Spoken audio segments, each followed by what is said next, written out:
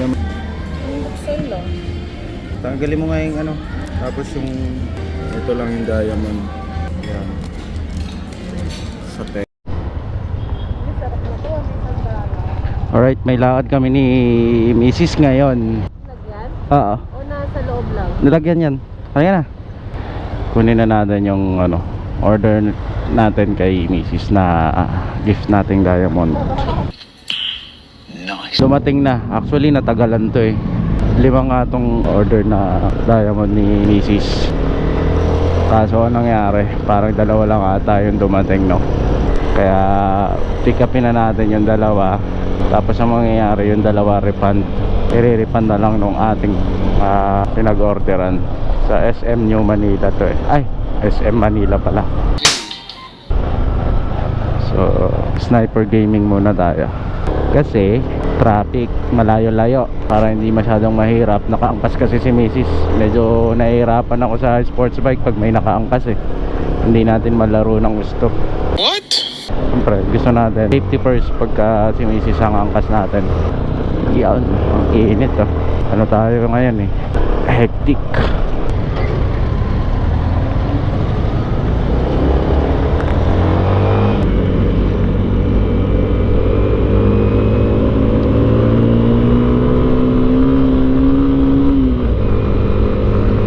Sarap talaga ng sniper. Napaka relax na relax. So actually kasi bihira naman si Mrs. sa magkaroon ng diamond, no? Pagkakaalam ko isa lang yung diamond niya na nabili namin. Tagal na yon. Sa Ayala niya pa nabili yung isa eh. Ngayon bili kami sa ngayon sa SM Manila. Hindi naman ako fan ng diamond, kaya lang syempre maganda siya sa paningin ng mga babae. Syempre nagustuhan ni Mrs. Kunin natin syempre, kasi deserve niya yung mga ganong klaseng reward, diba? Dahil napakasipag naman niya. Ako kasi more on natutunan ko kasi i-invest is gold. Gold talaga ako. So si Mrs. gold din naman. Kaya lang syempre pag babae talaga siguro mahilig sa diamond. Para daw kumikislap yung kanyang mga mata kapag napapatitig siya sa diamond. You're teasing me. Masarap lang talaga. Talaga yung gusto mo ng safe, tatangkas mo si Mrs. Talagang ang dadali mong klaseng motor is yung mga ganito. Kung hindi scooter, ito sniper, medyo komportable sa katawan to, unlike sa sports bike na parusa. Huwag mong subukan. Masisira ang buhay mo. Talagang pang isahang tao lang talaga yung sports bike. Hindi advisable sa mga sa mga gustong mag-angkas. Sniper gaming muna. Buti nga walang lakad si Baya, diba? Kaya ginamit muna namin. Sabi niya okay lang kasi mainit pa yung panahon. So baka nagpapawala pa ng init. Mamaya siya alis. Mabilisan lang naman tong lakad namin. Tagal na siguro dito yung 2 oras. Pagkarating namin doon, pick up lang namin yung yung diamond na order ni Mrs. no. Tapos bang hindi dumating na order, refund na lang. Legit naman yung in-orderan natin. So sobrang legit, ang daming umorder. Ayun, so sobrang dami, hindi na nila na-accommodate ng maayos yung kanilang mga client tulad yan. Ang tagal namin naghintay, halos nagdagdag pa kami ng nag-extend pa sila ng araw. And then ang dumating is yung 2 peraso lang na order, and then yung iba wala. So nangyari siguro nahiya na rin. Nakikiusap, maayos naman kausap yung may-ari o yung sa online nung hindi naman sila dahilan kasi sinabi nila nasa kanila yung lapses. Sorry. Okay yung pag-handle nila ng negosyo. Kaya lang ang problema, ang kulang lang sa kanila is dapat pag hindi nyo na kayang i-accommodate yung tao o yung client nyo, bigay kayo ng oras, diba? And then priority nyo yung mga nauna, and diba? Tapos yung mga umabol na lang, yung mga hindi nyo kaya i-accommodate talaga is bigyan nyo ng sabihin yung date na hindi mabilisan, na malilate, diba? Okay. Ang sarap talaga dalhin ng sniper na. Pero maganda pangarap ko yan eh. Magkano kaya yung mga ganyan? Ayan guys, oh. Pag nabili na namin ni Mrs. yung pangarap namin ba, magpa-project ako ng ganyang klaseng Honda Civic. So kasi yung yung i-set up yung mga ganyang klaseng Honda Civic, parang ang pogi pag sinet up. Laruan ba?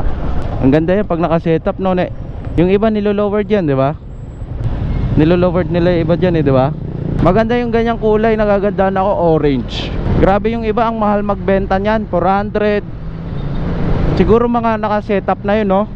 Meron pang 700 eh. Dating ang araw magsi-setup din ako ng ganyan. Mainit eh. Dito tayo sa may lilim. Come on, let's go. Oy, oy, oy, oy. Tamo oh. Parang hindi ako napapagod dito. Siguro kasi pag sniper, pag doon mo i-compare sa big bike, parang grabe yung pagod na mararamdaman mo. Dito parang baliwala lang, grabe. Nice.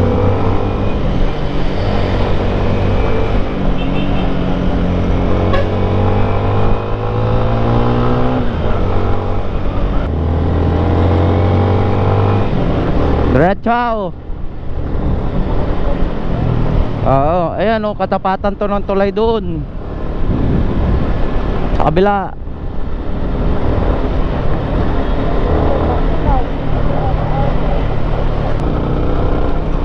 Ay, ito na, SM City Manila. Ngayon lang ulit tayo nakapunta rito. Parang pangalawang punta ko pa lang dito sa SM Manila. Alam mo, mangyan eh, no? Saan tayo magpa-park dito? Saan parking sa loob? Okay po, thank you po.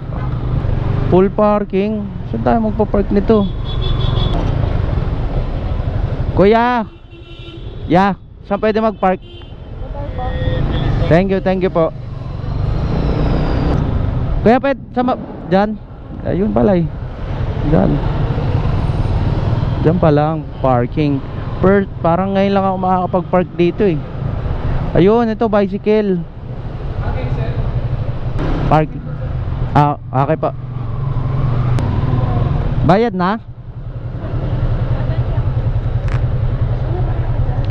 Tingnan natin kung meron akong barya. Nadali mo pa ako Binili na kita ng gold. Binili na kita diamond. Sagot ko pa parking.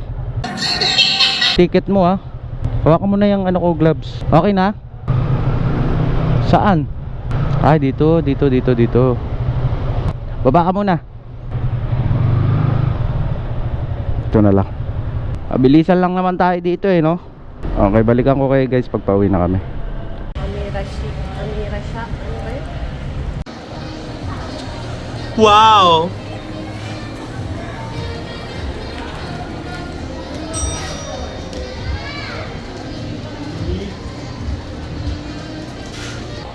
Wow. Wow. Wow. Pero nga meron kami mga atin, baka naman meron. Wow. Tin daw.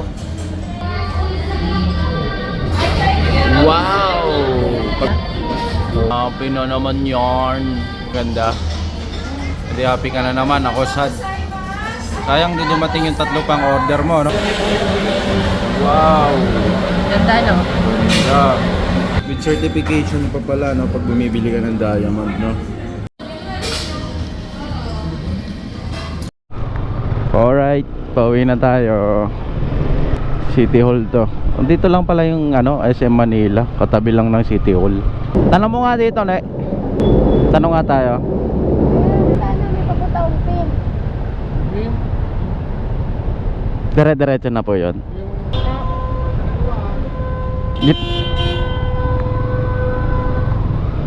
Palipari mo. Okay. Teka, parang alam ko na to. Malalaman natin yan. Let's see. Ngayon lang kasi tayo napadaan dito para alam mo, para next time, di ba? Abisado na natin. Ay, alam ko na. Taragis na yan. Ito lang pala yon. Saan tayo dadaan? Oo nga. Ito rin pala yun. Kala ko naliligaw na tayo. Actually naliligaw na kasi nagtanong na nga tayo. Pero yun rin pala yun. Ito na lang tayo sa alam kong daan. Actually nabili na natin yung gusto ni Mrs. Ang problema may natira pa dun sa usapan namin na budget. Yung natitira di umayag na rin lang ako. Bili mo na yan ng gold. Kasi ano yan, gift ko sa kanila yan. Ewan ko, kay kuya. Oo.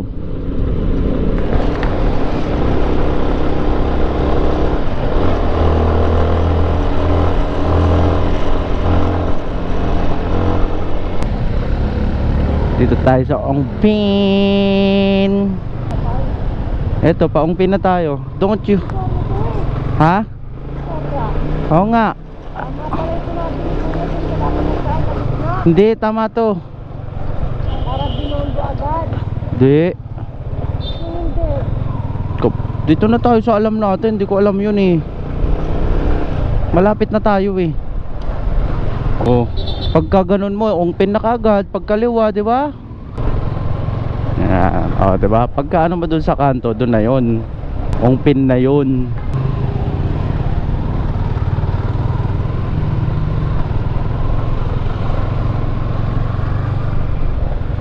Parang ang lambot ng shock nito ah. Maalog. O sadyang mabigat lang tayo. Ay na. Hindi. Paano naging iba? Ay na oh. Ongpin na. 'Di ba? Oh, panis. Yun oh. Dito na tayo sa Ongpin. Ang bisyong nakaka-addict at ayaw mo nang tigilan. Pwede mag-park.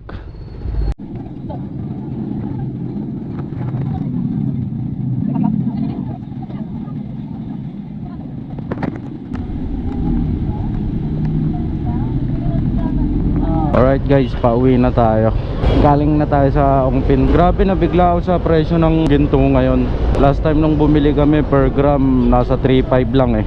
Ngayon grabe oh, 3.8, naging 3.8 na. Kasi yung mga regular nun nasa ano lang, regular na design nasa 3.3 lang eh. 3.3 to 3.4 mga regular design. Ngayon grabe oh, nasa 3.8 na, almost 500 ang tinaas per gram.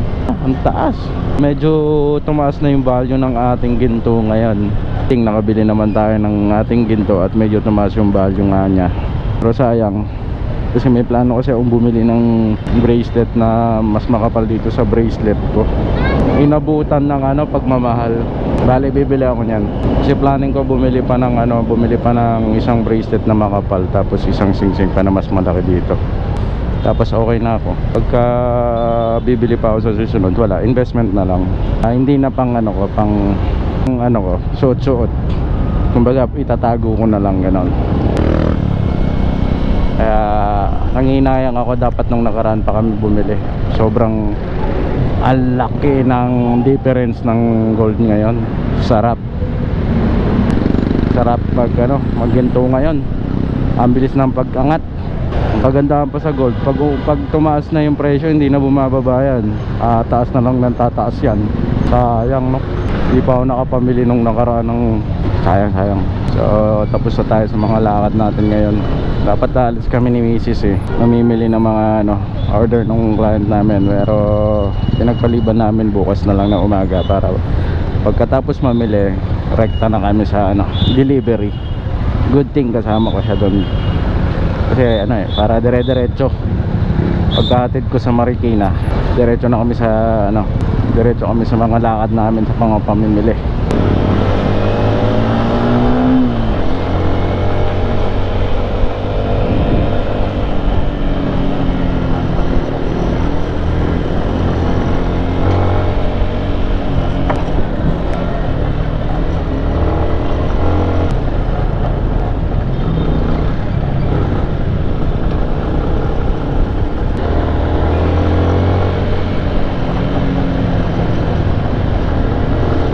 Hoy, huwag ka mag-cellphone habang nagmumotor.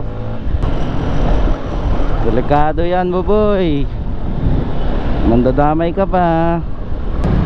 Grabe yung ginto ngayon. Mag-iipon na tayo ngayon ng ginto. Paparamihin pa natin yan. After 10 years. After 10 years pa, maraming mahihirapang bumili ng ginto after 10 years. Yung mga legit na mayayaman na lang talaga. Kasi tataas pa ng tataas eh. Di ba? Hindi malayo mangyari yan. Hindi malayo mangyari yan.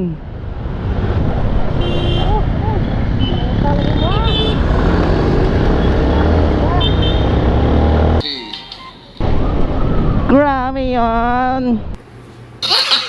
Mga sudden stop eh, no? Buti na lang marunong tayo mag-adjust.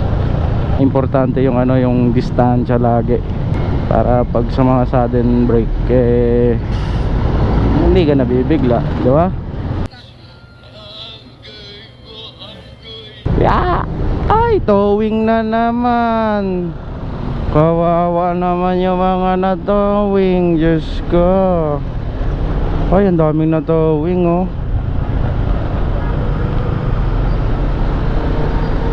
Kawawa naman.